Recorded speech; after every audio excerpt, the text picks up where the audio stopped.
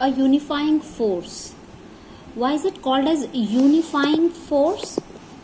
Because जो मुगल मतलब Mughals जो थे वो इस चीज़ में बिलीव करते थे कि यूनिटी अगर हो जाएगी तो we'll be able to rule, क्योंकि गॉड की तरफ से इनके पास ऑर्डर है कि ये रूल करने के लिए बने हैं। तो ये इस चीज़ को मेक श्योर करके रखते थे कि जितनी भी रिलीजियस कम्युनिटीज़ हैं, जो डिफरेंट एथनिक ग्रुप से लोग आते हैं, उन सब को एक साथ पीसफुली यूनाइट करके अगर रखेंगे तो हम रूल कर सकते हैं। तो यही एक यूनिफाइंग फोर्स थी इनके पास, जिसके अकॉर्डिंग ये रूल किया करते थे।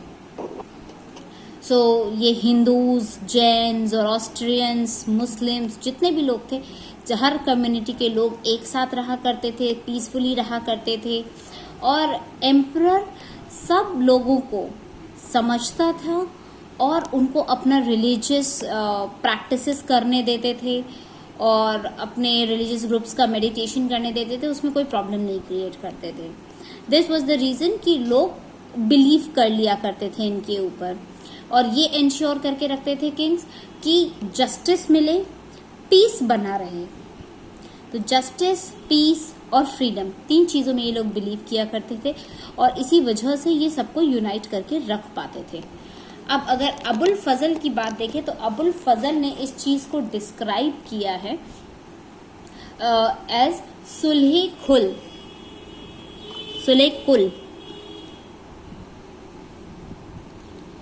सुलह-ए-कुल नाम से इसको डिस्क्राइब किया है, विच इज एब्सोल्यूट पीस। मतलब अल्टीमेट गोल इज पीसफुली सब लोग एक साथ एक जगह रहें और सब लोग एनलाइटन रहें, सबको नॉलेज मिले। और सुलह-ए-कुल में सारे रिलीजन्स, सारे स्कूल्स अपना अपना फ्रीडम के साथ अपना रिलीजन प्रैक्टिस कर सकते हैं। अथॉरिटीज़ उनको सप्रेस करके नहीं रखेंगी वो, लेकिन आपस में लड़ेंगे नहीं। अपना अपना स्कूल खोलो, अपना अपना रिलीजन का चीज़ पढ़ाओ, अपना अपना कल्चर का चीज़ आगे फर्दर स्कूल्स में पढ़ाओ, लेकिन कंडीशन रिमेन्स सेम कि आप आपस में फाइट नहीं करेंगे। दिस वॉज सुलह-ए-कुल। ये जो स्टेट पॉलिसी थी सुलह-ए-कुल की, उसको इम्प्लीमेंट कराया गया था। जो मुगल नोबिलिटीज़ थे वो उनके यहाँ कोर्ट में भी ये चीज़ फॉलो किया करते थे। तो जैसे कई ईरानियन, तुरानीज, अफगान, राजपूत लोग जितने भी थे, वो सारे के सारे बिना लड़े एक साथ अपना अपना रूल फॉलो करके रहा करते थे, पीसफुली रहा करते थे। डेकेनियंस भी रहा करते थे। सबको अलग अलग पोजीशंस भी दी गई थी एज पर देयर कैपेबिलिटी। तो ये नहीं होता था कि आप राजपूत हैं तो आपको ये डेजिग्नेशन नहीं दी जा सकती है। इफ़ यू आर केपेबल, आपको वो डेजिग्नेशन दे दी जाएगी और उसी के हिसाब से, उनकी कैपेबिलिटी के हिसाब से उनको अवार्ड्स वगैरह भी दिए जाते थे। जैसी वो सर्विस प्रोवाइड करते थे उस हिसाब से उनको अवार्ड भी दिए जाते थे। और बदले में सिर्फ एक चीज़ मांगी जाती थी कि आप किंग के साथ लॉयल रहेंगे। जब हमें ज़रूरत पड़ेगी, आपसे कुछ पूछा जाएगा, आप लॉयल्टी के साथ वो हमको हेल्प करेंगे और कॉपरेट करके रहेंगे। उसके बाद जो अकबर था, उसने जो जिजिया नाम का टैक्स लगता था हज पे जाने के लिए, कहीं भी पिलग्रिमेज में जाना होता था तो उसके लिए जिजिया देना पड़ता था। That was pilgrimage tax. तो ये रिलीजियस डिस्क्रिमिनेशन कर देता था कि मुस्लिम्स को नहीं देना है, उसको देना है। तो इस वजह से अकबर ने ये जिजिया को भी हटा दिया था। तो इंस्ट्रक्शंस दी गई थी कि हर कोई मतलब जिजिया हटा दिया जाएगा, हर कोई सुलह-ए-कुल को मानेगा। एडमिनिस्ट्रेशन में भी ये चीज़ फॉलो हो रही थी। जितने मुगल एम्परर्स थे उन्होंने ग्रांट किया हुआ था कि आप बिल्डिंग्स बनवा सकते हैं, अपना जो वर्शिप की आपकी जगहें हैं, जितने भी कल्चर्स हैं, आप अपने वर्शिप की जगहों का रिपेयर, मेंटेनेंस करा सकते हैं, बिल्डिंग्स बनवा सकते हैं, टेम्पल्स भी बनवा सकते हैं। लेकिन जब लड़ाइयाँ होती थी तो उसमें टेम्पल्स भी टूटा करते थे। लेकिन जैसे अब लड़ाई हुई, टेम्पल्स टूटे, उसके बाद जब लड़ाई खत्म हो गई तो गवर्नमेंट फंड नहीं, मतलब किंग की तरफ से उसकी फंडिंग की जाती थी कि अब आप इसमें रिपेयर का काम करवा लीजिए। जैसा कि हम जानते हैं कि शाहजहां और औरंगजेब के टाइम पे भी था कि टेम्पल्स में रिपेयर और मेंटेनेंस वगैरह चलती रहती थी, नए भी बनते रहते थे। लेकिन ये है कि हाँ, बाद में जो औरंगजेब का टाइम आया था तो औरंगजेब ने जिजिया वापस से लगा दिया था, ये वापस रीइम्पोज कर दिया गया था जो भी नॉन मुस्लिम्स थे उनके ऊपर। मुस्लिम्स को कोई टैक्स नहीं देना पड़ता था मक्का मदीना जाने के लिए, लेकिन अगर उसके अलावा कोई भी अपने रिलीजन का बंदा अपने पिलग्रिमेज जाना चाहता था तो उसको पे करना पड़ता था जिजिया। अब next topic is just sovereignty as social contract. तो सिंपल सा एक था कि सॉवरेंटी होनी चाहिए एक सोशल कॉन्ट्रैक्ट की तरह, कि अबुल फजल ने इसको डिफाइन किया है कि ये जो सॉवरेंटी थी एक सोशल कॉन्ट्रैक्ट था, कि एम्परर जो है, जो राजा है, वो आपकी जान, माल, नामूस और दिन की हिफाजत करेगा और बदले में आप उसको ओबे करेंगे। तो जान इज लाइफ की हिफाजत करेगा, माल इज आपकी प्रॉपर्टी की हिफाजत करेगा, नामूस इज आपको रिस्पेक्ट दिलाएगा, आपको ऑनर दिलाएगा, और दिन इज फेथ, आप अपने पर्टिकुलर रिलीजन को फॉलो कर सकते हैं, आपको पूरी आज़ादी रहेगी अपने रिलीजन की।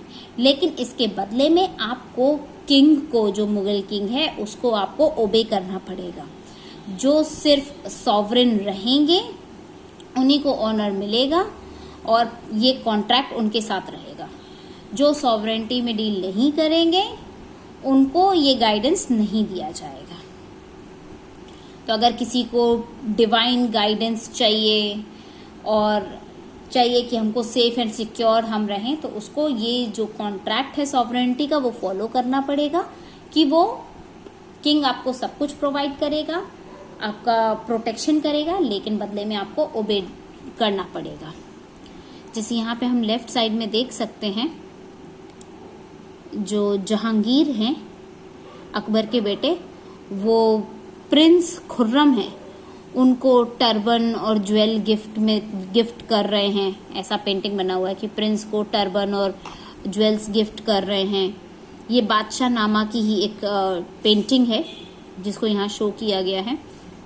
और यहाँ पे आप देख सकते हो कि लायन और गोट एक साथ, लायन और काऊ एक साथ बना है, मतलब एक कार्निवोरस और एक हर्बीवोर एनिमल। जनरली तो लायन काऊ को खा लेता है, लेकिन दिस डिपिक्ट्स कि अमीर गरीब जो भी है, वीक है, पावरफुल है, वो सारे लोग एक साथ मिलजुल कर पीसफुली रहेंगे। बट ये कहाँ दिखाया जा रहा है? किंग्स के पैरों की तरफ, मतलब किंग के अंडर में जो पावरफुल है और जो वीक है वो पीसफुली एक साथ रहेंगे। ऐसी कई पेंटिंग्स में ये दिखाया जाता है।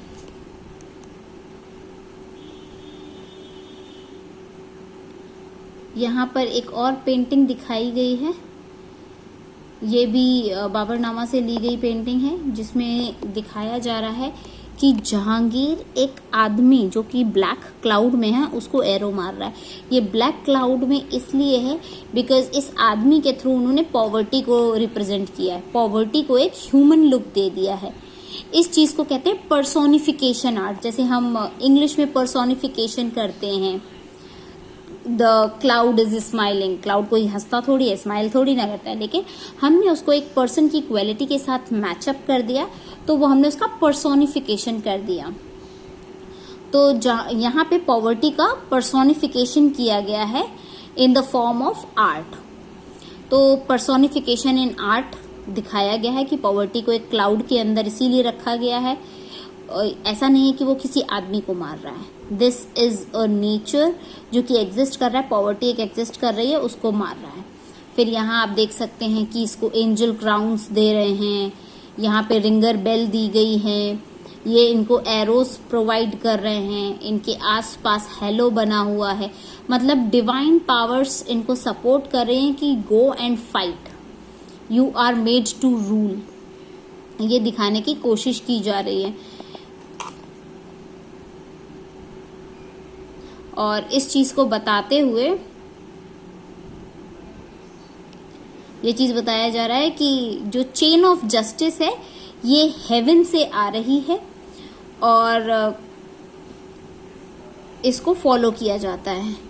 अब जहांगीर ने इसको अपने शब्दों में भी बताया है कि जैसे ही मैं रूल करने आया था तो मैंने मेक श्योर किया था, जो मैंने सबसे पहला ऑर्डर पास किया था वो ऑर्डर था मेरा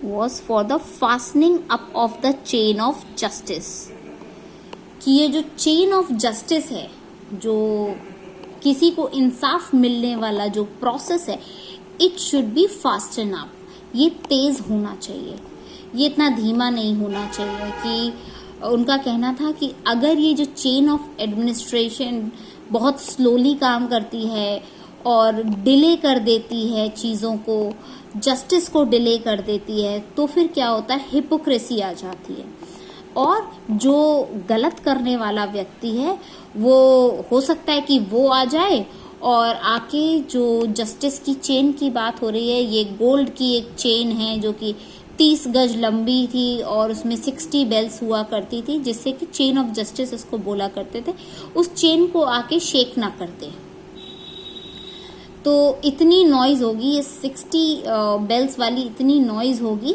कि वो जस्टिस को हैम्पर कर देगी और बिगाड़ देगी। सो उनका कहना था कि जब भी जस्टिस हो तो वो तुरंत डिसीजन लेके ख़त्म करना चाहिए, क्योंकि इसको जितना हम डिले करेंगे उतना ही जो गलत करने वाले लोग हैं वो हावी होते जाएंगे और बाकियों को जिनके साथ इनजस्टिस हुआ उनको सप्रेस कर देंगे। यहाँ पे आप पेंटिंग में देख सकते हैं कि एक लायन बना हुआ है गोट के साथ और राजा के कदमों में बना हुआ है, मतलब वीक और स्ट्रॉन्ग एक साथ पीसफुली रहेंगे किंग के अंडर में, दिस शोज। और यहाँ पे इसका डिस्क्रिप्शन भी दिया हुआ है कि मुगल मोनार्की को दिखाते हुए ये चीज़ एक्सप्लेन की गई है कि लायन एंड लैम्ब एक साथ रहते हैं और एक ही राइन के अंदर वो सारे लोग एक साथ हैं। कोर्ट के सीन्स को भी दिखाया गया है बादशाह नामा में, जहाँ पे ऐसे मोटिव्स देख सकते हैं जो भी हमने पिछले में देखा था। अब बात करेंगे हम कैपिटल्स और कोर्ट्स की। तो अगर हम इंडिया की बात करें और मुगल कैपिटल्स की बात करें तो capital is the main city जहाँ से बेसिकली वो रूल किया करते थे, जहाँ पे किंग रहा करते थे। तो मुगल एम्पायर का हार्ट होती थी ये कैपिटल सिटी, जहाँ सारी कोर्ट्स लगती थी और सारे डिसीजंस लिए जाते थे। जो कैपिटल सिटीज़ थी वो फ्रीक्वेंटली चेंज हुई हैं 16th और 17th सेंचुरी में। बाबर जब इंडिया एंड सब कॉन्टिनेंट में एंटर किए थे, उन्होंने लोधी को हराया था, तो उन्होंने आगरा को कैपिटल बनाया था सबसे पहले। और ऑल्दो इन 4 सालों में ये जो कोर्ट थी वो बार बार मूव करती रही, लेकिन मेजॉरिटी उन्होंने आगरा को बनाया था मेनली। फिर 1560s में जब अकबर आए तो उन्होंने आगरा का जो फोर्ट था उसको दोबारा लाल पत्थर से बनवाया, तो आगरा का भी वो रेड फोर्ट ही कहलाता है, क्योंकि ये आसपास के एरियो को कनेक्ट करने वाला जगह था। फिर 1570s में अकबर ने सोचा कि हम इस आगरा से कैपिटल को थोड़ा सा शिफ्ट करेंगे, तो आगरा के पास ही एक जगह है फतेहपुर सीकरी, और उन्होंने कैपिटल को फतेहपुर सीकरी शिफ्ट कर दिया। रीज़न क्या था फतेहपुर सीकरी शिफ्ट कर देने का, कि फतेहपुर सीकरी से एक सीधी रोड जाती थी अजमेर के लिए, क्योंकि उस टाइम सूफिज्म का बहुत ज़्यादा चलन आ गया था, ये लोग बहुत एक्सेप्टेंस होने लग गया था सूफिज्म का, और अकबर का बहुत ज़्यादा कनेक्ट देखा जाता था शेख मोइनुद्दीन चिश्ती के साथ, जो कि अजमेर में थे। सो ये फ्रीक्वेंटली वहाँ जाया करते थे, तो अजमेर की दरगाह, इसलिए इन्होंने अपना पूरा का पूरा जो कैपिटल था उसको मूव कर दिया, क्योंकि इनका चिश्ती सिलसिला से बहुत कनेक्ट बढ़ा हुआ था। फिर अकबर ने जब ये बनवाया था फतेहपुर सीकरी को कैपिटल, तो फतेहपुर सीकरी के अगर आप पिक्चर्स देखो तो फतेहपुर सीकरी के किले के अंदर एक मज़ार बनी हुई है, और उस मज़ार की एंट्रेंस के लिए ये दरवाज़ा बनवाया गया था। और इसको बनवाने का एक और रीज़न भी था कि एक तो ये चिश्ती की दरगाह में एंट्रेंस के लिए यूज होता था, इसको बुलंद दरवाजा आज की डेट में कहते हैं, मतलब नाम रखा गया था इसका बुलंद दरवाजा। और लोगों को मुगल विक्ट्री, जो गुजरात में उन्होंने विक्ट्री हासिल की थी, वो दिखाने के लिए, क्योंकि शो ऑफ बहुत चला करता था और ये शो ऑफ काफी पहले से भी चलता था। मुगल्स ने भी ऐसे ही कई विक्ट्रीज जब की हैं, तो उनके एवज में भी उन्होंने अच्छी अच्छी बिल्डिंग्स बनवाई हैं। तो उन्होंने ये बुलंद दरवाजा गुजरात पे जीत की खुशी में बनवाया था। और यहाँ से 1585 में जो कैपिटल थी उसको फिर लाहौर ट्रांसफर कर दिया गया। फिर अब आगरा से फतेहपुर सीकरी ट्रांसफर किया। क्यों किया? क्योंकि यहाँ से अजमेर की कनेक्टिविटी बहुत अच्छी थी। फिर फतेहपुर सीकरी से लाहौर ट्रांसफर कर दिया, क्योंकि इनको लाहौर में अपना वो दिखाना था, क्योंकि इन्हें लाहौर जो नॉर्थ वेस्ट रीजन था उस जगह अपना कंट्रोल बढ़ाना था। और अकबर वहाँ से ये जो बॉर्डर्स थी उसको बहुत अच्छे से चेकआउट रख सकते थे उस पर। तो अच्छा कंट्रोल के लिए इन्होंने फिर लाहौर को कैपिटल बना दिया और 13 इयर्स तक उन्होंने फिर वहाँ से रूल किया। फिर जब शाहजहां आए तो उन्होंने फिर कई फिस्कल प्रॉपर्टी पॉलिसीज बनाई और काफ़ी सारा पैसा इकट्ठा कर लिया।